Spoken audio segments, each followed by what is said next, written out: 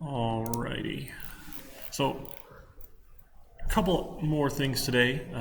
Finishing out the rest of Chapter 2, Object-Oriented Programming. Again, sorry I missed you Tuesday. We were able to get ahead last week, so I don't think it's going to impact our schedule much at all. We will still need to do the Unix lab, though, which was lots of fun showing you that on Thursday, last week, right? Going in and doing stuff in Vim. So that'll be a little tedious, but then the lab for object-oriented programming won't be so bad. So we're kind of going to double up, but it won't be too much. It should be okay. And then we'll get into recursion next week and just keep on trucking from there. So let me fire up PyCharm, and we can have some fun. Let's see. Oh, did I do that all with Hello World? Okay, let me do a new project here. So let's call this one Chapter 2 OOP, Object-Oriented Programming. Is that okay? I can use that. Is that an acronym? I think that's an acronym. All right. Yeah, we did our chair. Okay, yeah, we did that in Hello World. That was a really bad name there. All right, so classes, I think we're okay with. The next, step up that we're going to look at, and the book makes tons of use of this, is inheritance. So we spent a little bit of time talking about inheritance last semester, but not very much. We'll spend a bit more time looking at it now. So one of the things that we can do with inheritance is we can not have to reinvent the wheel. So it's going to save us time, energy, and effort with, here's a class that does something, and I like all the things it does, but I want it to do either something slightly different or something more, something additional, a special version of that class. And when we think of inheritance, we're sort of used to that thanks to biology, right? Remember we have this like kingdom, phylum, class, order, family, genus, species, which I don't know why is still in my head from biology class, but it's still here. So that's sort of this hierarchy that, all mammals are mammals. They share characteristics of mammals, right? We're warm-blooded animals. We give birth, live birth, except for the one weird mammal, or I don't know. But those categories, right? We all share those details. And what makes us special, right? What makes us different than dogs is, well, now we have human characteristics and dogs have dog characteristics. Right? And those are not the same, but we still share the same mammal characteristics. So if we wanted to write a class for mammal, I think there's two L's, M's in there, right? We'll have our init method. So self dot, has fur, I guess hair. Hair is probably better, right? So that's true. We all have hair. All mammals have hair. Gives live birth or something is true. And then maybe we have a name in here. We don't know what our name is going to be, right? But it'll be something here, and then self dot species is something. And we can go and set these things later. We can come back to those here. And then things that mammals do, right? They make noise. Make noise. So we probably need some sort of noise in here as well, right? So we'll have a noise is something. Now we can either accept these as arguments, or we can have set methods for them. Whichever way we want to go about it here. So I think arguments are probably easier here. So if we say name, species, and noise, we can just take those values and pass them in here. So name, species, and noise. Okay, so to make the noise, we can we'll just print the self.noise. We should probably return the noise. How about that? We'll return self.noise.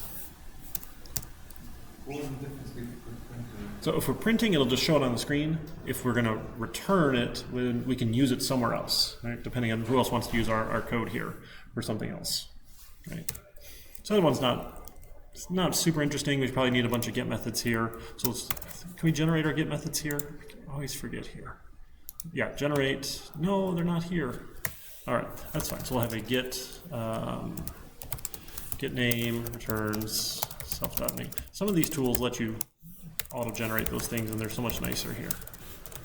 Get name, define get species, return self.species. No, come on, self.species. Okay.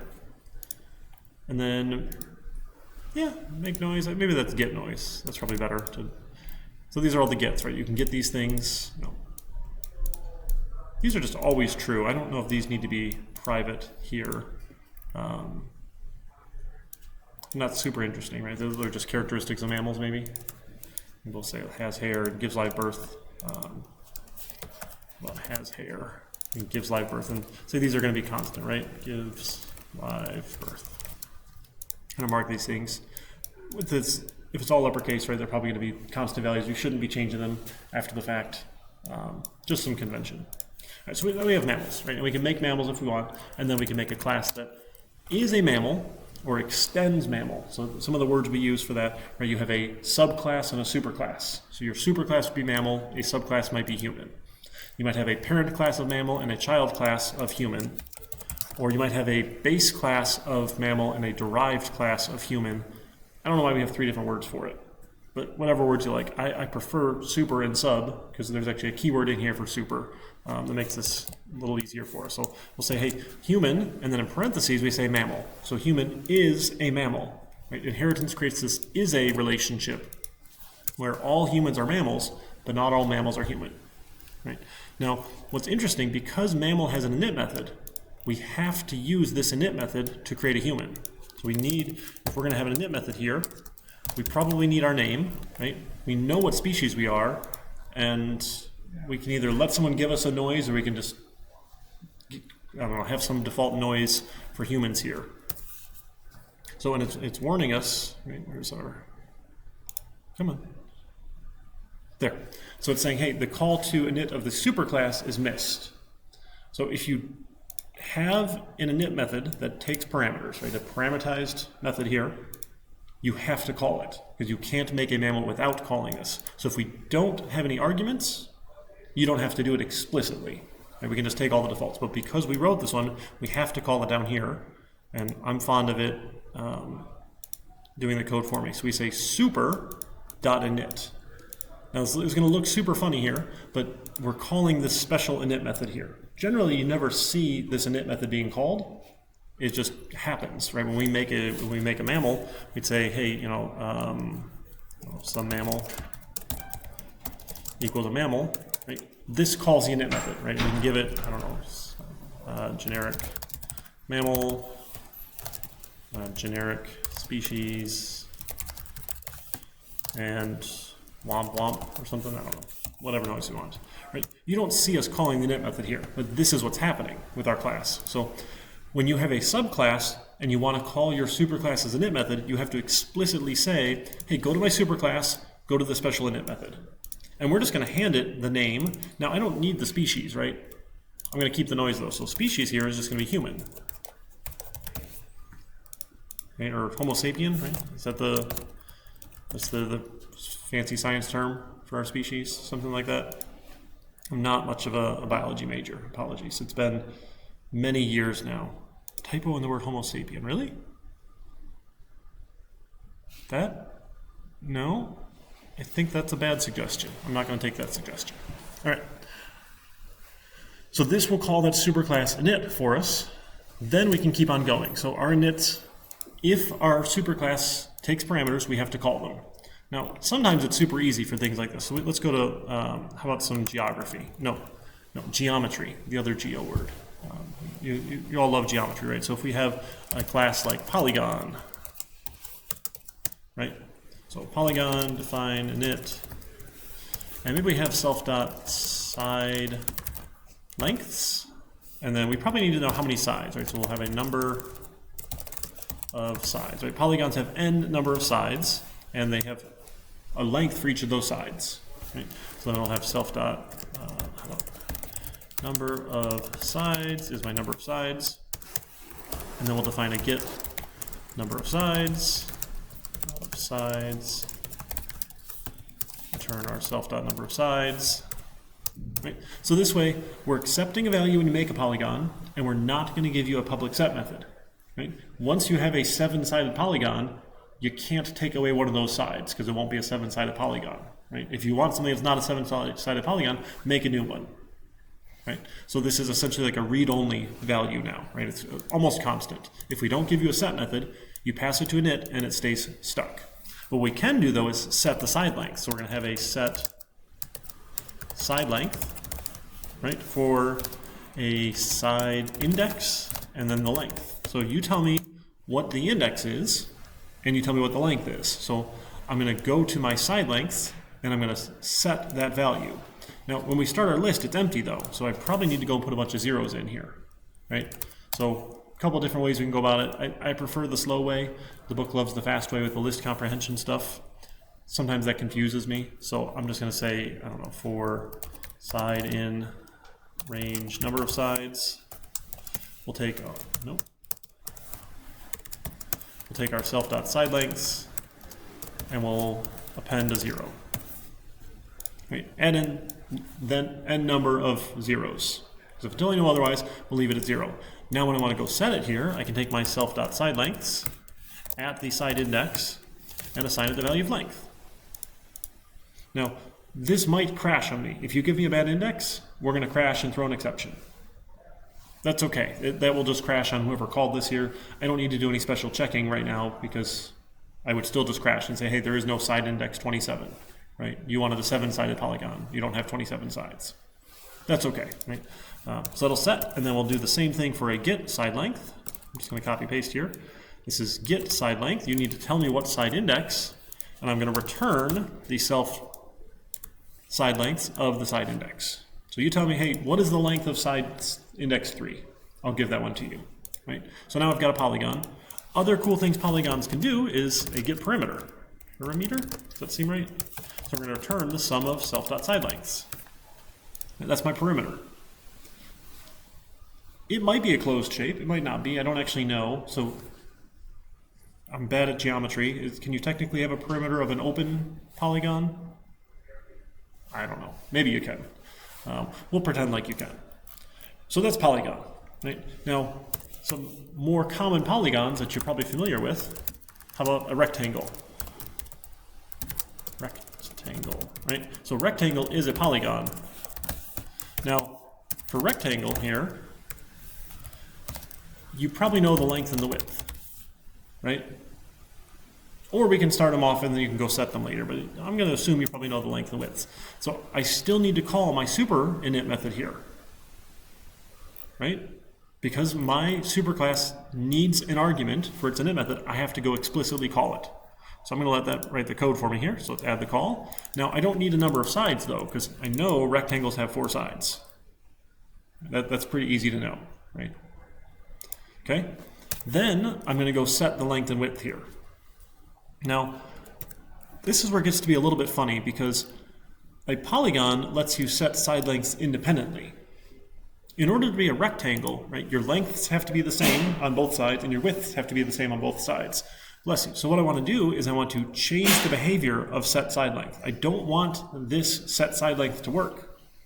Because if you can change one of the 2 lengths, then you're no longer a rectangle, right? And the code I wrote is no longer valid. So my code needs to protect the integrity of its class. That's one of those things with object-oriented programming. We're encapsulating all those details together so we can protect our attributes. Right? And we give you public functions to go get them here. So what I can do is I can define a set side length function here, and I can change its behavior. Now in PyCharm, we get this cool little icon here that says, hey, I'm changing the behavior. I'm overriding the behavior of my parent class, of my superclass. I'm going to do a different thing when you call set side length, which is good. That's what we want. We want a different thing to happen. So we can say, hey, if my side length mod 2, now Python's fun, remember, everything is true or false. So if side length mod 2 is true, it's an odd number because it's not 0. If it comes out to 0, right, if it's 2 or 4, or 0 or 2 really, then it's even, right, it'll be false. So I don't need to say, hey, if it equals 0 or if it equals 1, I can just say if mod 2, if side index mod 2. So what does side index represent? So because we're using a list here, right, that's index 0, 1, 2, and 3 for my 4 sides. So when you make a new rectangle, you'll have index 0, index 1, index 2, and index 3. So when you say side index is shown like between 0 and 2, and then 1 and 3, because like those are like opposite ones. Well, you'll give me, yeah, so with a rectangle, if you set 0, we should also set 2. Or if you set 2, we should also set 0. Right? So if you give me an even index, I'll set the evens. If you give me an odd index, I'll set the odds. And that's what we're checking here. So we say, hey, if it's odd, right, if this is true, because you're not 0, right, this is odd index, right, I'll say super dot set side length of 1 and length. And nope, and super set side length of 3 and length. Right? Otherwise, I'm going to set the side lengths of the even values, right? Of 0 and 2. Right? Else is even. So when you try to set the side length, if you try and set 1 or 3, I'm going to set them both. If you try and set 0 or 2, I'm going to set them both. Because my rectangle class will make sure that you can't not be a rectangle. Right? And then, because you give me a length and width, I can call self.setSideLength given 0 in length. I can call self.setSideLength given 1 in width.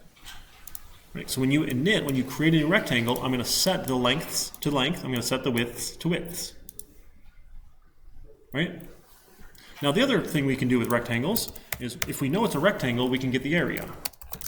So we can have a getArea function here that returns self.get side length of 0 times self.get side length of 1.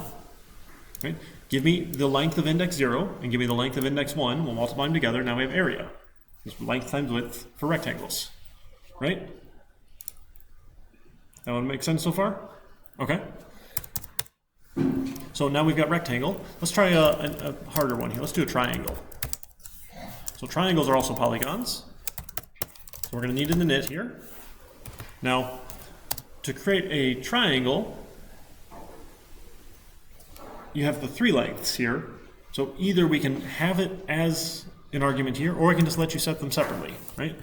We don't have to know what they are. I said for a rectangle, you probably know a length and width. Sure. For a triangle, maybe you don't have them right away. This is just a choice, right? So maybe we don't do that here, and we'll just call our superclass. We don't need the number of sides, because I know it's 3 here, right? Now for triangle, you can go and set the side lengths. Go for it. Go ahead and set them, right? Set index 0, index 1, and index 2. We're going to hope that you gave me good values. There's probably some formulas somewhere, if you're good at math, to make sure that you give me 3 good side lengths, and they actually turn into a triangle. Like you can't have a 1, a 2, and a 27. Right? Pretty sure that doesn't make a triangle. We're going to pretend like people won't do that, because I don't know that math. Is that okay? All right. But then area of a triangle is 1/2 times the base times the height. I don't know either of those values with just side length, right? So maybe we have an argument for base and an argument for height, right? Maybe when you make a triangle, you tell me the base and height, and then you set the length separately. I don't know, we've got some choices here, right? So however we want our class here to work, we'll make it work like that. So I could have a self.base is the base, and a self.height is the height, right? We can do that if we want, and then we can have a getArea returns self.base times self.height times 0.5, right? 1/2 base times height. We can do that. Perimeter is still going to be the same, right? You can still set the side lengths, right? 0, 1, and 2 should be fine. All right, we'll do one more for fun. How about a square? Now, squares are polygons, but squares are also rectangles, right? So it's probably easiest to make square inherit from rectangle, right? Squares are rectangles. So we're going to have our init method here. Now my superclass needs a length and a width, right? Because I'm a rectangle, I need length and width. But squares are all the same, so we just need a length really here. And then we'll add our superclass call here. So super, we can just type it out here, right? Super.init given length and length. Right? The length will serve as both length and width here. And then I'm going to override again the set side length. So I need to do something different. With a square, you can't change length separately from width. Okay, sure. So we'll have a set side length. And if you do this now, I'm going to say, hey, go to my superclass, call set side length 0 and length, and a superclass set side length given index of 1 and length. Right? Let's change the evens and the odds, the lengths and the widths. So a call to a square set side length we'll call rectangle set side length, which we'll call polygon dot set side length. Right? It's just sort of follow this chain here, because square calls rectangle, rectangle calls polygon. And you can inherit and inherit and inherit and inherit and inherit and inherit as basically as many levels deep as you want. I think at some point there's a theoretical limit. We're not going to do that, right, and find out what that limit is, right? And we'll be fine, okay?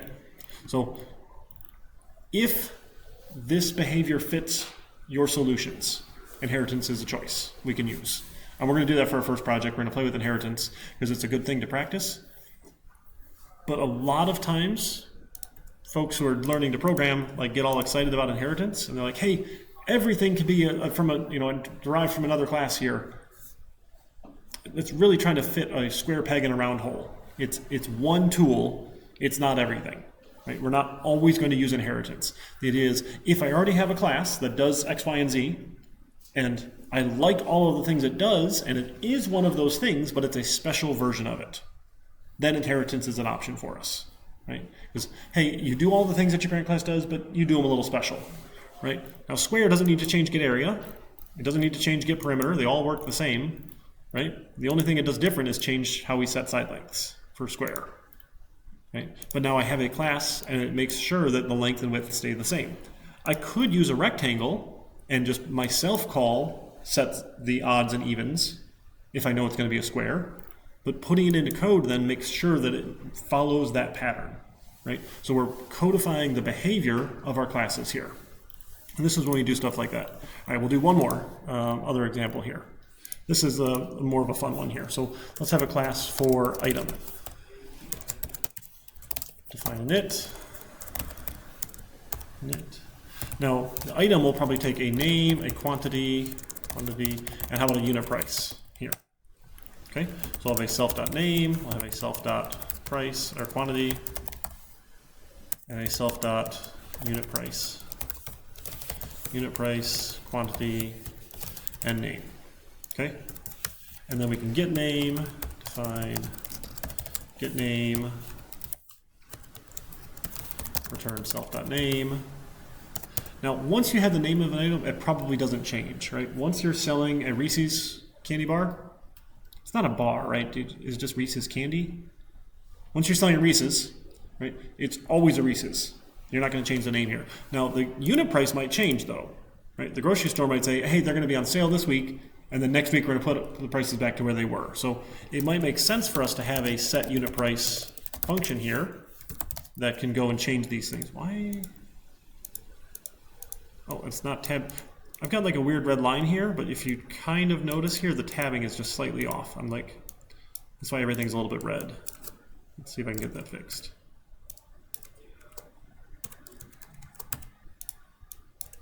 Okay, I don't know why I was doing that. That was super weird. I might have hit too many spaces somewhere. Anyway, so a unit price.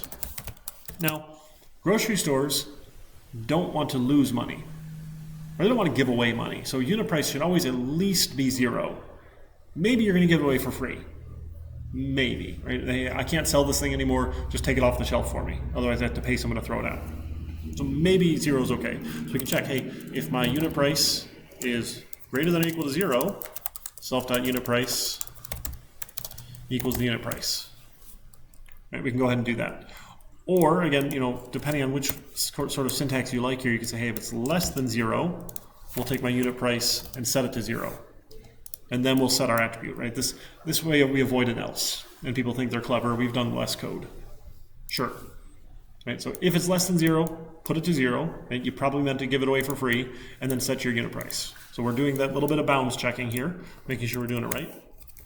And then we'll have our get unit price, return self.unit price. Okay, and then probably the same with quantity. We want sets and we want gets for quantity. I don't know if this is any faster or not, but we'll try copy paste here. We'll do quantity. So set quantity, we can return quantity. Oops, no, I've changed the wrong one here. That's this one here. So we'll do get quantity, returns the quantity, set quantity, make sure that the quantity is something here. Right, I'm fond of copy pasting, right? I don't want to type a lot. So we can set the quantity to, 0 might not even be wrong here, but maybe we got 0 left on the shelf, and then we're just going to keep this here in our system for our inventory, right? And then we need to go change these things. Hey, we sold all of our Reese's. We need to go stock some more here. So we've got name, price, quantity. They're not very interesting yet, but now we can also add a get total price. Now we're finally like doing something with our code that's interesting here. Return our self.unit price times the self.quantity. So, hey, you wanted to buy 10 Reese's? All right, they're $1.99 each at the gas station. You should have bought them at Kroger for cheaper. But sure, you can pay the gas station premium if you want, so you don't have to wait in line at Kroger. The U-scan the other day was awful. Like, they've got all these registers open, and it just takes forever to get people in and out of the store. It's crazy. Probably because everyone was stocking up on milk and bread, because anytime we get snow, everyone in Michigan says, I need to buy all the bread on the shelves. Is that just a Michigan thing? I don't know. Anytime you go to the store and there's snow in the forecast, people buy all the bread. Like, you just stay at home and make sandwiches? Like, I guess? I don't know. All right, so we got that. Okay, now we're an item. Now, item's cool and all, but thanks to sales tax laws, some items are taxable in Michigan, but not all items are taxable in Michigan. It's a fun thing. So, food, fresh food, non-prepared food is not taxable. Prepared food and other goods are taxable for lots of reasons. That's a whole other fun story here. So we can define it, we can write a class for taxable item. Right? So taxable item is an item, right? So if I have a init method that takes parameters, that's why it's off. So class has a tab, or like a space. What did I do here? How did I do that? Okay. I'm going to screw everything up here, but that's okay. Let me just fix that real quick. That one, that one, that one. Nope. Nope. That one, that one, that one, that one. All right, there we go. I got rid of that space. That's why it was all off. So taxable item needs an init here. Sure. Define init. So because my superclass has an init method that takes arguments, I need those arguments too. So I'm going to do my little light bulb here. There we go. So let's add the superclass call, and it adds them for me here. But what I also need is the tax rate. Right? I only give name, quantity, and price to my superclass. I'm going to keep tax rate for myself. So self.taxRate equals the tax rate. Now, it's possible for this thing to change. It does not change very often because it's a lot of work on a lot of people, and politicians never like to change taxes. Makes them look bad. And for some reason, they think their job is to stay in office instead of their job is to write laws that help people. But that's a whole other story. Okay, so we'll assume it's changeable. Now, the problem with tax rate, right? When I ask you, what's the sales tax rate? What are most people going to tell me in Michigan? 6%. So if you were going to give a tax rate as an argument here to a taxable item, so let's have Reese's are taxable, right? So that's a taxable item. That is Reese's, right? Reese's, I think there's an apostrophe there, right? And of course we're buying 10 of them at $1.99 each. What do you enter here for tax rate? You said 6%, right? Can I put 6% in? Does Python like that? No. So what are you probably going to type in? 0.06. 0.0, so 0.06. You're a good mathematician, right? You get that. What do you think most of our dumb users are going to do if we give our user a program and they have to type in a tax rate? What do you think they're going to type in? 6. Yeah. So probably we should do some sanity checking here on tax rate, because you and I know that's 600%. Thank goodness we don't have a 600% tax rate, right? But most users will be like, oh yeah, 6%, here's a 6. So we got to be a little careful here. So instead of just accepting that value, why don't we have a set tax rate function? So we'll have a define set tax rate, and the set tax rate function here can do that sanity checking. So we can say, hey, if my tax rate is greater than 1, then we'll take the tax rate, oh goodness, not parentheses here. Why? All right, I'm typing too fast, colon. I still, tax rate, how about times equals 0.01? Right? If you give me a number greater than or equal to 1, I'm going to assume you meant percentage here, and let's just turn it into a percentage, right? Okay. Otherwise, we're probably okay. Or maybe if my tax rate is less than 0, let's set tax rate, just say there's no tax. Some states don't have sales tax. There's actually a map of states sales tax. I think it's, here is it. Oh, that's such a small picture. Can I make that bigger? Open that one in a new tab and zoom in here. Wow, that doesn't really zoom. New Hampshire has none. Delaware has none. Montana has not applicable C note. Oregon has none. We're 6% of Michigan. Tennessee has a 9.4% sales tax. Wow. Washington 8.8, California 8.41. Gotta have that 100th of a percent. When you have a 100th place in a percentage, like how many dollars do you have to spend before that actually even shows up for 8.41%? Right? If I spend $100, I'm paying $8.41. So you don't get that penny until I spend $100, right? Or more. I guess, you go to the grocery store and buy a loaf of bread and some stuff for sandwiches, you spend $100, so I guess they get their pennies. Well, why do some states just not have them? That's a great question. You probably want to go study political science. Yeah, lots of reasons. Lots of fun reasons here. Number one. Oh, Tennessee. I'm sorry? Tennessee is number one. Yeah, they're the highest. And then Arkansas, Louisiana. Wow. And then Washington, Oklahoma. Sure. So number 37, we're not too bad there at a 6% sales tax rate comparatively, I suppose. Sure. All right. Sales taxes in Hawaii, New Mexico, and South Dakota include many services as well, like a value-added tax, supposedly. Some counties in New Jersey are not subject to statewide sales tax rate and collect a local tax rate of 3.5%. You can opt your county out of sales tax. That's interesting. Anyway, yeah, this is just crazy stuff here. So tax policy is a whole other animal, right? Anyway, that was fun. So sanity checking your tax rate, right? Then we can say, hey, my self dot tax rate is equal to the tax rate, okay? And then we can call self dot set tax rate given the tax rate. Technically bad form here, and it's warning us like, hey, you're setting a instance attribute outside of an it, but we're calling it in an it anyway, so like it's going to happen. You're not supposed to add new self dot attributes outside of an it. So if you want to make that go away, you can say self dot tax rate is 0, then call self. I think that's just silly, so I'm just going to leave it out here. Makes the warning go away. But that's just a silly warning because we're doing it anyway.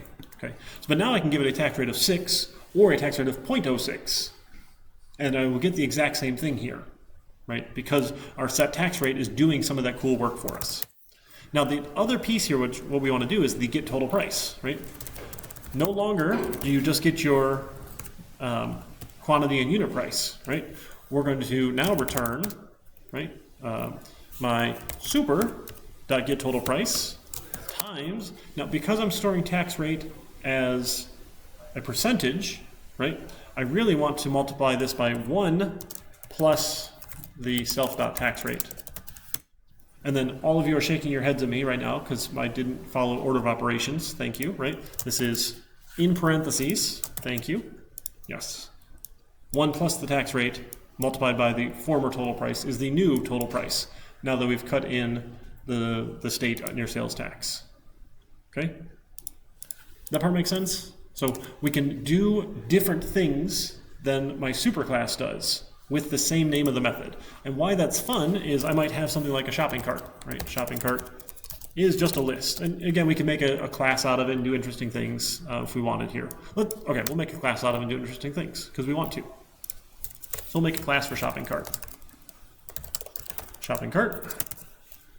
Now a shopping cart doesn't need a whole lot of stuff here. It has, you know, a self.items. Items is a list here. And then maybe we have a way to add an item. Add item. We'll take our item here, and we'll take my self.items, and we'll append the item. Now remember, because Python's trusty and stuff like this, I can give it anything here. I can give it integers, I can give it floating point numbers, I can give it strings, or I can give it instances of the class. Hopefully we give it instances of the class, right? And we can use those hints if we want here, right? So we could say, hey, item should be a item here, right? Item should be a type of item. If we want to give it those hints that we get with Python 3. That's fun. Now, there's other ways you can specifically check for type of. It's a little bit trickier. We're not going to worry about that right now. Again, we're going to assume it's pretty trusty. Right. And then maybe we have a get, I don't know, total price, or I don't know, checkout. How about that? Checkout here. So to check out now, we'll go and get the total price out of all the items here and tell you what your bill is. So we'll print, I don't know, how about for item in self.items. Now, we don't have a good way to represent these things, right? I can't just print item, right? If I just say, hey, I want to print the item here, I'm going to get garbage. Remember when you print a class, an instance of a class, you get garbage, right? Does that ring any bells? And then maybe we'll have a grand total here. So let's have a grand total of 0, and then we'll take our grand total and we'll add to it the item.getTotalPrice. Right? And then we're done. We'll print the grand total, and we'll do this as our formatted string, right? $, grand total. And it'll probably be pretty. We could do the rounding, right? Was it :0.2f, I think? I think that rounds it. That rings some bells. Don't memorize this, just go Google it, but I think we do this often enough, right? We can take a floating point number with 2 decimal places. We'll make it look pretty. Okay, so now we can make a shopping cart. So I've got some Reese's, and then maybe we'll add some apples, because I like apples too. So apples are not taxable, because they're fresh, but you gotta get the good Gala apples. And let's buy a dozen of those, and these technically by the pound, we'll just say they're $1 each here, because that'll make life easy. And we'll take our shopping cart. Here's a shopping cart. Right. And then I'll take our cart.addItem, we'll add the Reese's, and then we'll take my cart.addItem, we'll add the apples, and then now we'll call checkout. So cart.checkout. Checkout, and we should get something out, right? Oh yeah, here's the garbage. It's a taxable item and it's an item. Because we don't have a way to represent our items as strings. So to do that, we go to our class here, and we want to add a method. We're going to add a special method here for under_str. So this is how you represent the class as a string. Notice it gets this cool little override icon. It overrides the method. Remember, all classes actually inherit from this thing called object. So there's a class called object in Python that everything inherits from. You don't have to put it in the parentheses here, because it already knows it comes from object. It's default here. But this will override that behavior. So we're going to return a formatted string of self.name,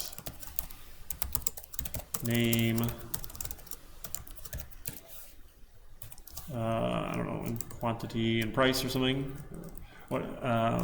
Let's do quantity first. We'll do self.quantity, two apples at, and then a $sign for our price here, self.unit price, :0.2f, and then, I don't know, total. Maybe I'll add in the total here.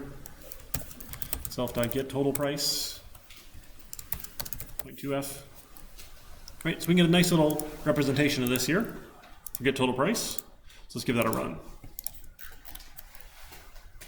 So 10 Reese's. Now this is not 10 times $1.99 though.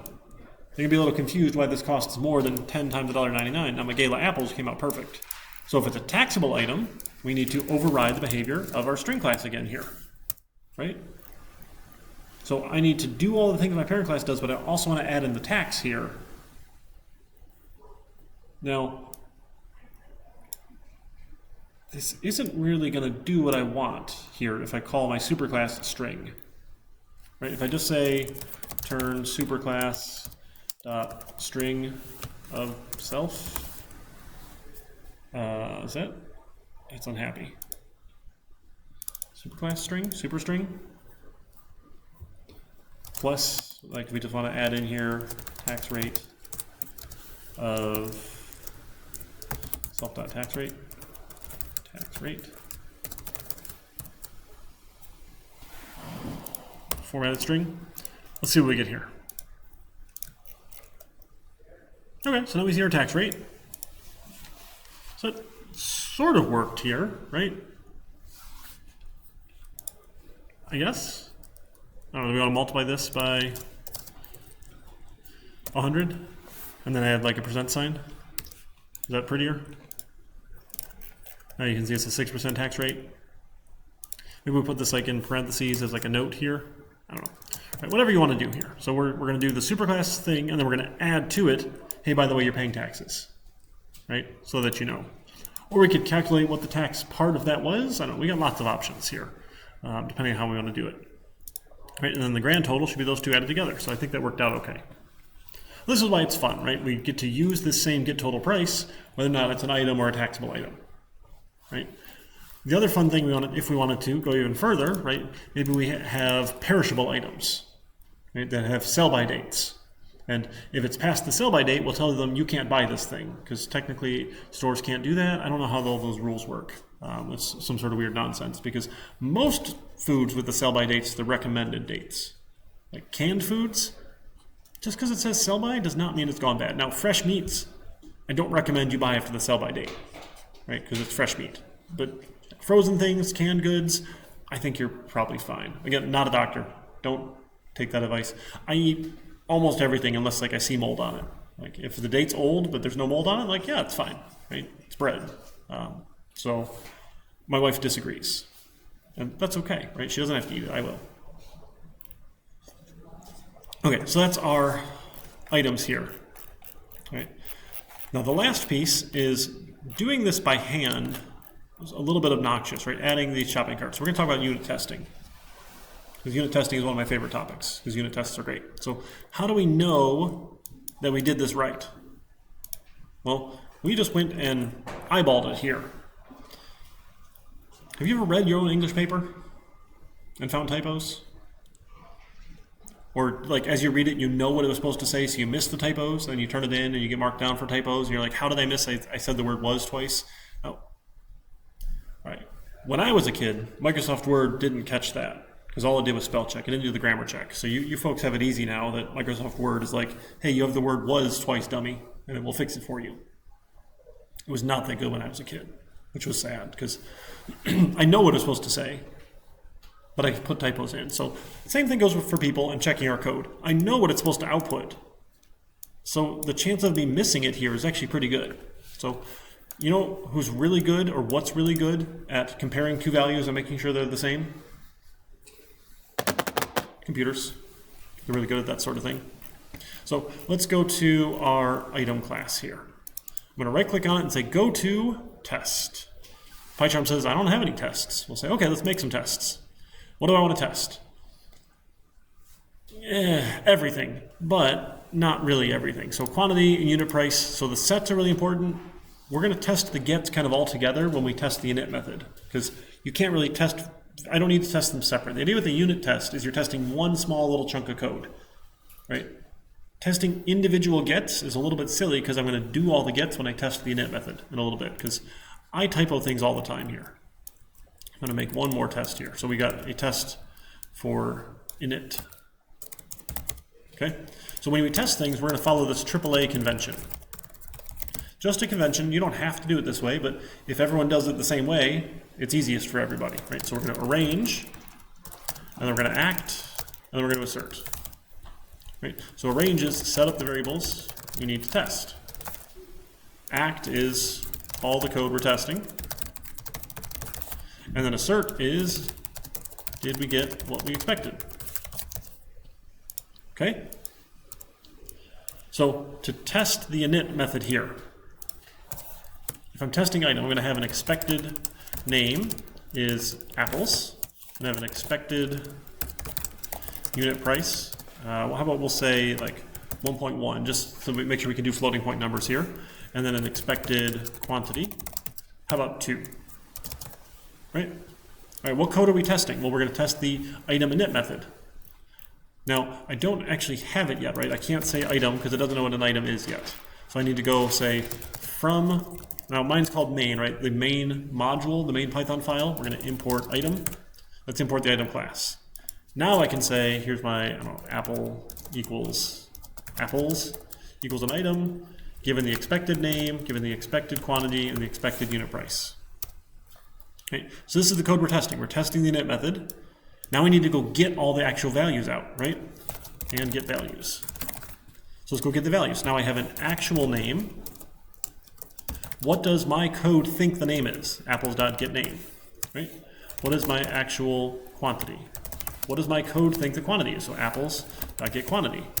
And then an actual unit price. What does my apples think the unit price is? Oops, unit price. Oh, and I forgot the total price. So an expected total price, right? 2 times 1.1 should be 2.2. Right, if we did that right. Then an actual total price is apples.getTotalPrice. Okay? So here's the code. We're testing the init method and then all the gets. So generally when I test inits, test the gets with the init, right? Because you can't tell if the init worked unless you get all the values back out. So I'm not going to do them separate, right? And then do we get what we expected? So self.assert equal the actual name and the expected name. And we'll just do this for all of our values here. What you have the expected, I'm sorry, the expected on the left here, I have that backwards, and then the actual on the right. So we'll do expected quantity and the actual quantity. We'll have the expected unit price and the actual unit price. And one last one, we'll have the expected total price and the actual total price. Right? So do these 4 values match? Now the computer can actually go and check this for me when I run my test here. Uh-oh, it failed. It says float object is not callable. Apples.unitPrice. Okay, I typoed here. So .unitPrice is not a function here. This should be get unit price. All right, it crashed on me here. Let's try it again. So let's run our tests again. And now this one passes. So you get a nice green check mark. Code passes. Now this one failed because it literally says self-fail. Test failed, which is okay. Right? We started off with that. So you can start with this and then you know what you go finish. All right, so setting unit price. Now, one of the ideas when we test our code is that we want to get to 100% code coverage, which is a fancy way of saying I want every line of code to run when my test runs. Now, for this here, if I give it a unit price of 2, does line 75 run? No. So if I'm testing a set unit price and I'm giving it 2, line 75 doesn't run, I don't have 100% code coverage. Not all of my code has run when I'm testing it. And if you haven't run the code when you've tested it, you don't have a good feeling that it does what it's supposed to do, right? So sometimes you have more than one test, and that's okay. So this is set unit price less than 0, than 0, right? So again, we're going to do this sort of thing here, we're at the AAA convention, but I don't need everything here. So I'm going to copy paste it here because it makes my life easy, but we're going to take out most of it here. So I don't care about the name, I don't care about the quantity, I don't care about the total price. I only care about the unit price, right? So name, quantity, and total price don't matter here.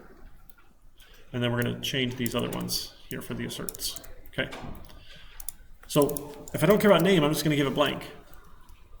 If I don't care about the quantity, I'll just give it 0, right?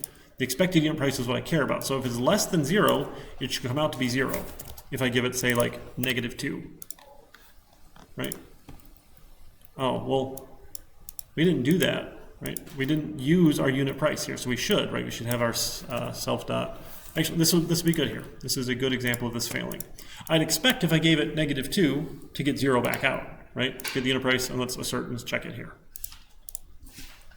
but it fails, right? It says -2 does not equal 2. We expected 0, we actually got -2. I screwed up my code. I totally left that bug in on purpose to illustrate this, not because I am forgetful. This was an illustration. This is why testing is useful, right? I would expect the set unit price to work, but turns out we weren't using set unit price with the init method. So we should say self.set unit price, given the unit price, and we should do the same with quantity, right? Self.set quantity, given the quantity. Right? If we've got code that does sanity checking, we should be using it, right? You don't want to have the same code twice, you'll feel bad about yourself. If you wrote a function, use it, okay? Now when I run my test, it should pass. Now, technically I'm not testing the set unit price. I didn't call set unit price, but because I know my init method does, I'm effectively testing that function. It's a little silly here, but I don't feel too bad. And now, I don't need a separate test for set unit price for something positive, because I know the init method's doing that, right? I'm only testing that specific case where it's negative, right? Or if you wanted to be more explicit here, right, we could move this init up here and say, hey, let's just give it 0 to start. This is not really a great, maybe we give it something positive even, right? And then we'll call apples.setUnitPrice to -2. This is going to be a little bit more explicit. So start it at something we know is not 0, try and put it to negative, and it should land at 0. This is probably a little bit better here. We know it was doing it the other way around. It was sort of cheating, right? Not super concerned. And then same idea with quantity here, right? I'm going to do the same thing with these, but now I have an expected quantity. Can I just change this one here? Expected quantity. Expected quantity less than 0. Right? So if I set the quantity to something positive and then set quantity to something negative, get quantity, this is my actual quantity. It's a lot of copy pasting here, sorry. And then we'll check the quantity line here. Which is also risky because you could copy paste the wrong thing and then you've tested the wrong thing and you feel good because your tests are passing, but you're still doing it wrong. That's a risk. Right? Just because we have tests doesn't mean our code is bug-free, right? Just because we tested it does not mean it's going to be free of errors, right? Because we can still screw up, but it's probably less likely to have errors because we've tested it, okay? All right, so that's our unit testing. So for our project, we're going to do unit testing. We're going to have a lot of fun with it. So we're going to write classes, and then we're going to test our classes to make sure they do what they're supposed to do. That sound good? But we can't do that until next week, right? We got to talk about, oh, no, hang on, we're moving on to recursion. I'm confused here. We can talk about the project. You want to talk about it? Okay, so we'll have that due in 2 weeks. That'll be February 1st. That'll be our first project here. Let me go to my classroom link here. 2001, winter 2024, project 0.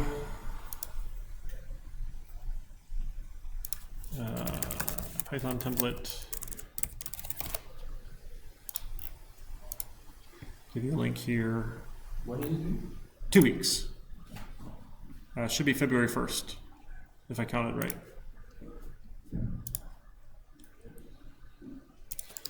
Projects. This assignment section's late. We'll get rid of that one. So for project 0, again in 2 weeks. So class is at 2 p.m. Not 2 a.m. 2 p.m. There we go. We'll do, I think, 10 points for this one. So the projects and labs are like only homeworks we're gonna have. And quizzes. The quizzes. Yeah. When are we gonna start quizzes? You got to post one today.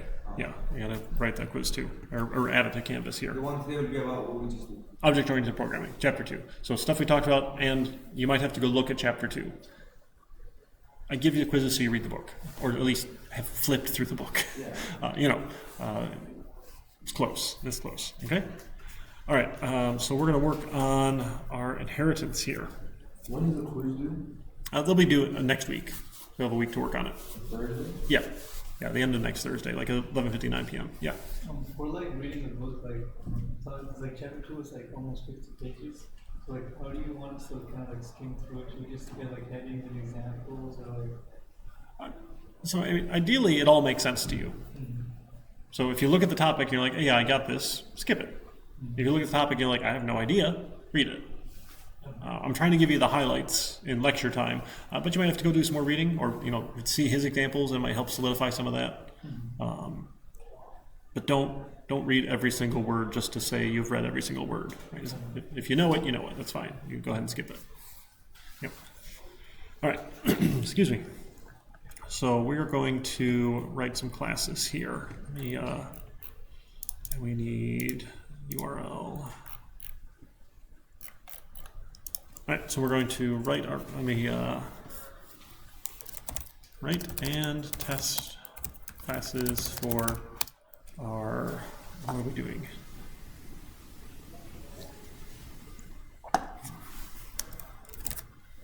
So the idea here, we're going to make it, it's going to be classes for a game. We're not going to actually write the game part of it, though. We're just going to write the classes so that we can have these things represented in the game. But we're not writing the entire thing. So we don't need to make a functioning game that plays. We just need to write classes. Okay? So we're going to write a couple of classes here. So we're going to have 4 classes. So the first class is going to be, this will be like a little war-style game. You guys played like Civilization? No, I heard of it though. It's fun. Good turn-based strategy game. So we're going to have like infantry. So the idea with infantry is they will have attributes for attack power, defense, a range. So infantry range is going to be like 1. So infantry has to be next to another infantry for it to fight. Let's see, and then we'll have X position and Y position, and then we'll have a team.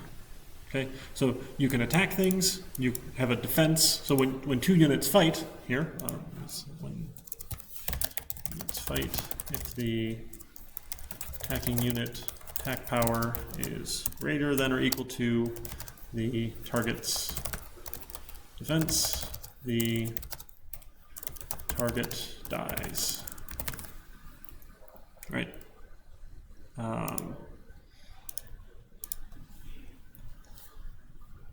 So we should have an attribute then for is alive or something. Is dead is dead is alive. I don't know. This makes sense. So this is probably like an integer here. Defense will probably be an integer. Range is always going to be 1, so these will be integers. And then we'll imagine they're on some sort of like 2-dimensional grid here. Again, we're not building the whole map here for the strategy stuff here. Team then is going to be, we're going to have a couple different teams. We'll have the us team, we'll have the them team, and then we'll have a chaotic team. So, and then we'll have a function for attack that accepts another unit to attack. So we can attack different types of units, right? So if the unit is within range, if the unit's team is opposite's the wrong word here. Someone they should attack, I guess. So us fights them and chaotic.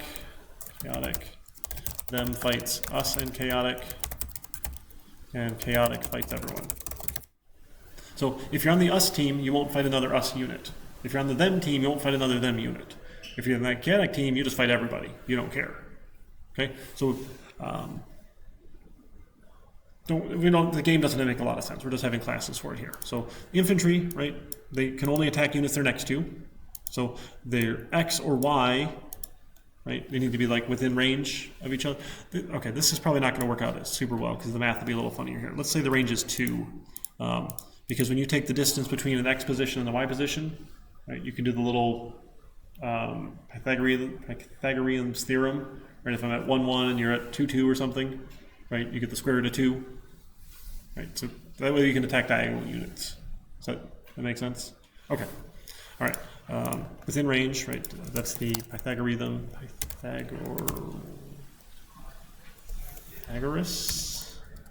triangle theory.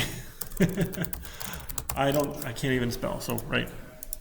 Is that okay? Make sense?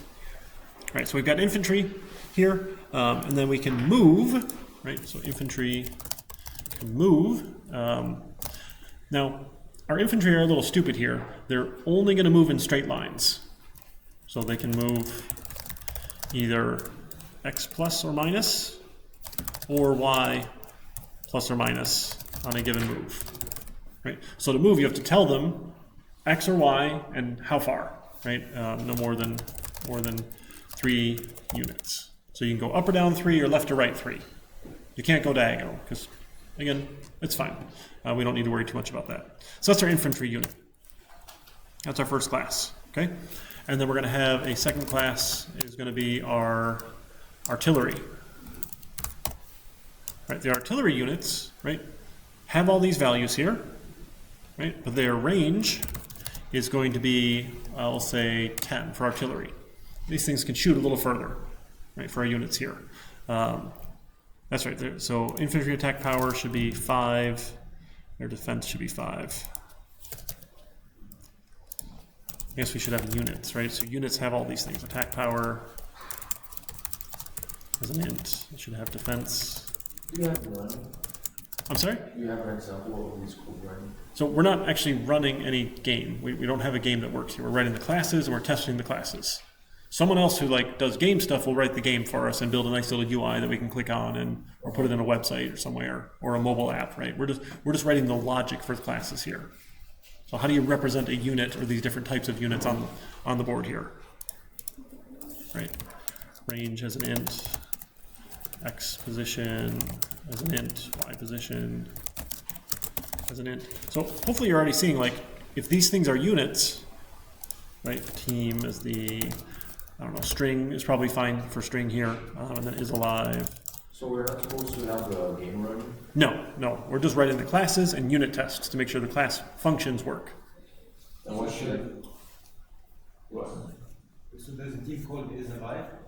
So the is alive is so once you've been killed in a fight, you should set is alive to false.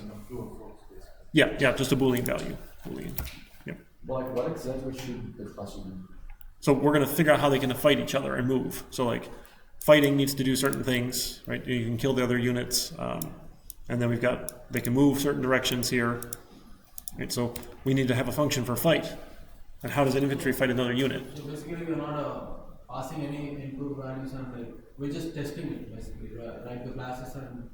Yeah, we're not asking for any user input, right? It's all just we're going to write the class, we're going to test it, do the functions, do what they're supposed to do. Well, they must come from a place and move, right? How does it work? So we're just going to give it values, and then so I can make a infantry unit. I can say, hey, these are your values, and then you go fight this other unit over here, and we'll see did it kill it or not. Does that make sense? I'm sorry. That's okay. So we building the game and asking the user to enter a bunch of values would be a lot more work than we want to do. We're just, can I write a class that represents this, and if I put 2 of them on the board next to each other, can they fight each other? And one of them should win. That's what we're testing out. So you should have 2 classes, one for the defense and one for the attack. Well, those are just attributes, right? Your defense power, your attack power are just attributes of your unit class. Right, so some unit could have a lot of attack power, some could have less. So people who design games can say, hey, this is a boss unit. It's going to have a really high defense or something like that. Right, it'll take you a while to kill.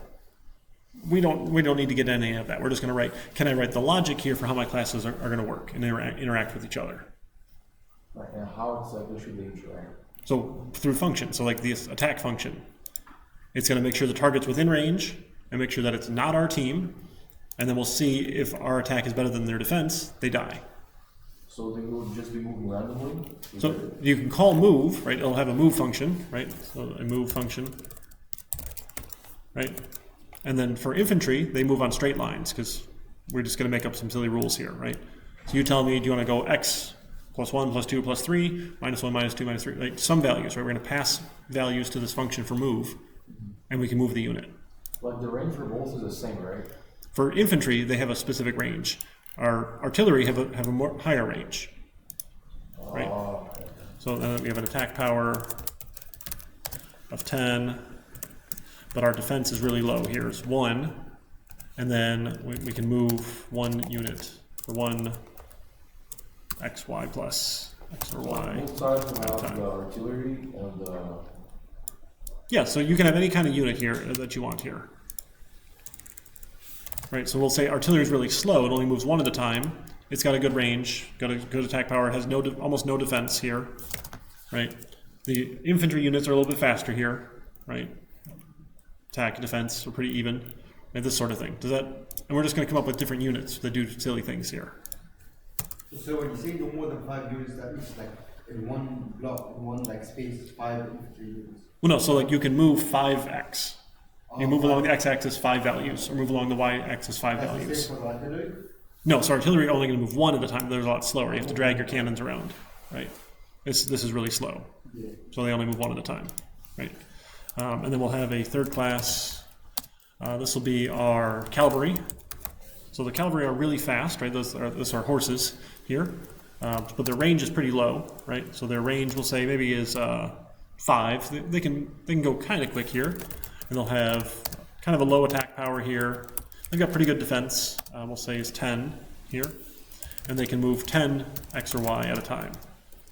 But like, should we give the player the possibility to like move? Is that it? No, so we don't need to build any of the game stuff. We just have a function for move, and it needs to make sure we're following these bounds here. So if you try and move more than 1, it'll tell you no, or just don't do it. Like it'll just move 1, right? So if I tell my artillery to move 10, it'll just go 1.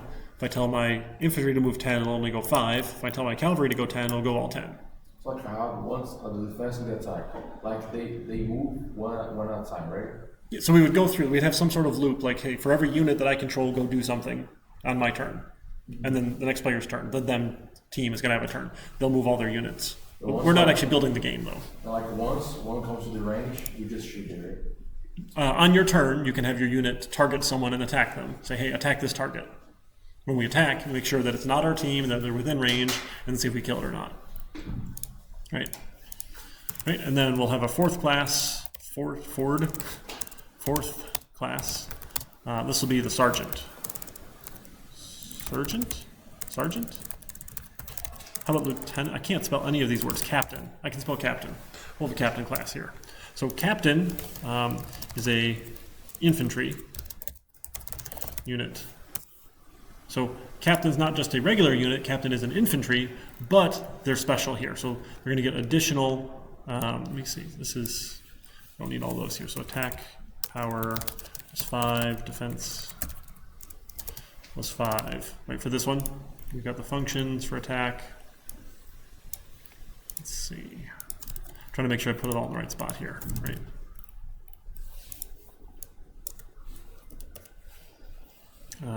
So for move, okay.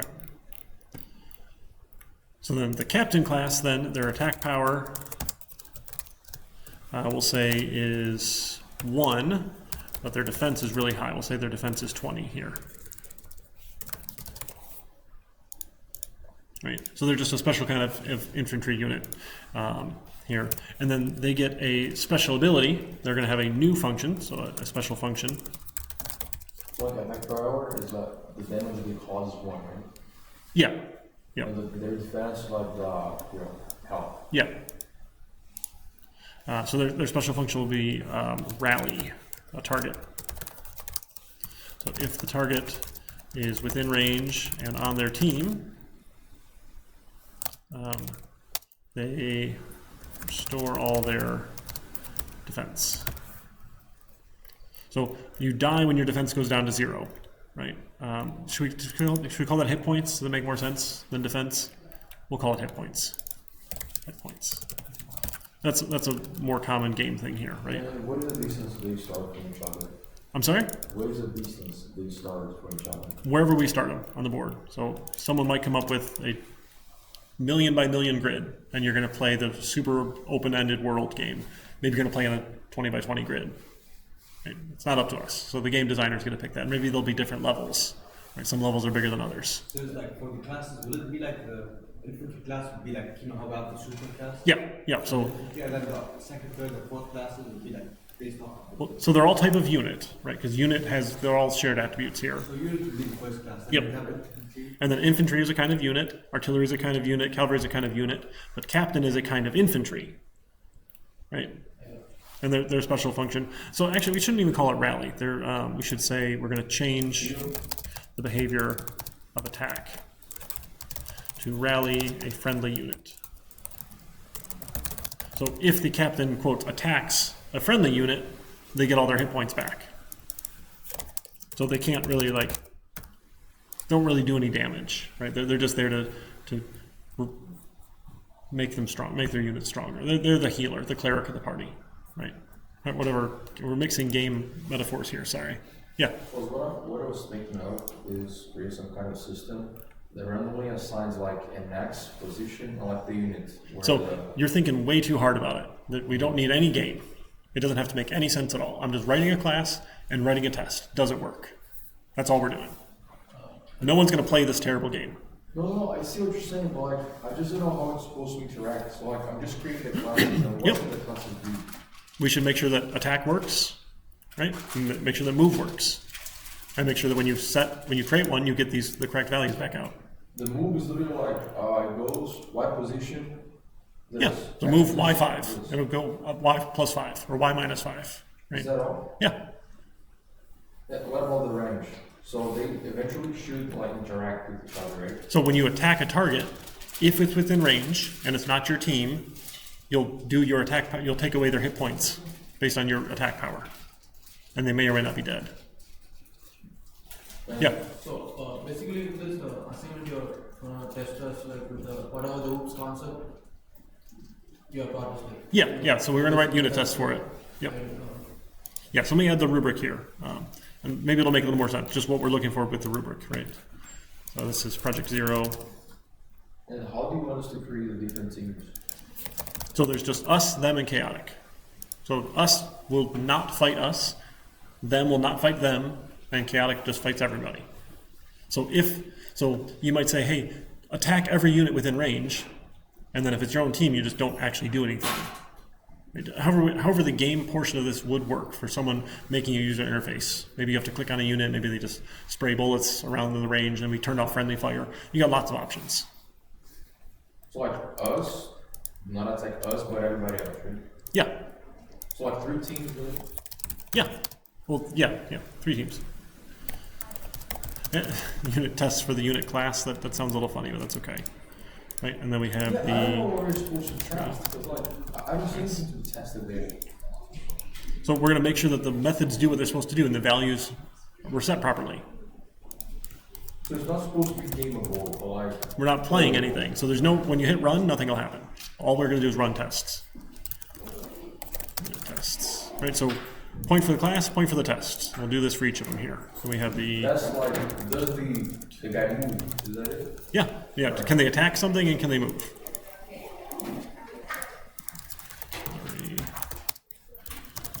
All right. Awesome. I'll get this finished up here. Then we have cavalry, class, and then the unit tests. Unit tests. And then captain. Almost there. Captain.